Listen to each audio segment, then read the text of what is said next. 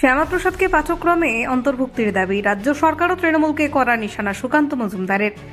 বারাসত উত্তর চব্বিশ পরগনা থেকে আজ কেন্দ্রীয় শিক্ষা প্রতিমন্ত্রী সুকান্ত মজুমদার একাধিক গুরুত্বপূর্ণ রাজনৈতিক ও প্রশাসনিক ইস্যুতে নিজের বক্তব্য তুলে ধরেন।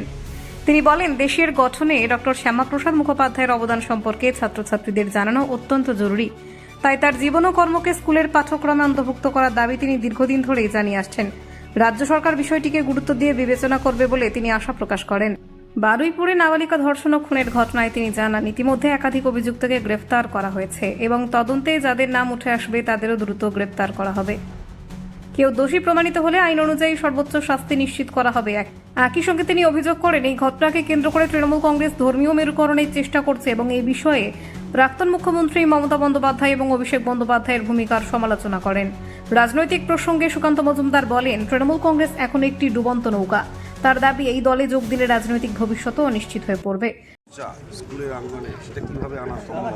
দেখুন, বাংলার সিলেবাসে তো অবশ্যই ডক্টর শ্যামাপ্রসাদ মুখার্জির স্কুল সিলেবাসে বিশেষ করে আমি বলবো যে বাংলার বা পশ্চিমবঙ্গের গঠনে যে ডক্টর শ্যামাপ্রসাদ মুখার্জির যে ঐতিহাসিক ভূমিকা, সেই ভূমিকা অবশ্যই আমাদের স্কুল পড়ুয়াদের পড়ানো উচিত এবং সিলেবাসের মধ্যে আনা উচিত। এটা আমি বরাবরই দাবি করে আসছি।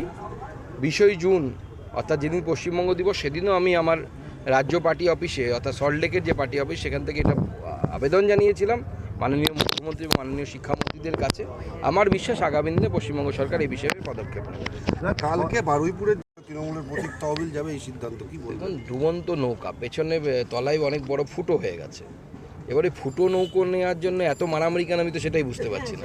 যেই চড়বে চড় না বাবা, ডুববি তো আগামী দিনে নদীতে, যেই চড়বি সেই ডুববি। আগাম সতর্কতা দিলেন ডিম খাওয়ার ব্যাপারে, যে আপনারা যা করছেন তা যেন পুনরাবৃত্তি না হয়, কি বলবেন? দেখুন, আমি সব জায়গাতে এটা বলি, আমাদের তৃণমূল কংগ্রেসের প্রতিচ্ছবি বা প্রতিবিম্ব হলে চলবে না। ভারতীয় জনতা পার্টি যে আমরা বলি যে পার্টি উইথ ডিফারেন্স, সেইটা আমাদেরকে বারবার আমাদের কর্ম পদ্ধতিতে, আমাদের চালচলনে, আমাদের ব্যবহারে, আমাদের কথাবার্তায় প্রমাণ করতে হবে এবং সেটা আমাদের সামনে বড় চ্যালেঞ্জ। কারণ বিগত দিনে 15 বছর এবং তার আগে সিপিএমের সময় একই ধরনের একটা ট্রেন্ড চলেছে। সেই ট্রেন্ডের ফলে নেতা মানে সেই এলাকায় দাদাগিরি মারবে, নেতা মানে এলাকায় সে জমির করবে, এমনকি হাজব্যান্ড ওয়াইফের ঝগড়া হলে সেখানে নেতা গিয়ে মীমাংসা করবে। এই যে পশ্চিমবঙ্গের সংস্কৃতিতে ঢুকে গেছে, এইটাকে এই জায়গা থেকে আমাদের পশ্চিমবঙ্গের সমাজকে বের করে আনতে হবে। Politics is a part of society, not the heart of society.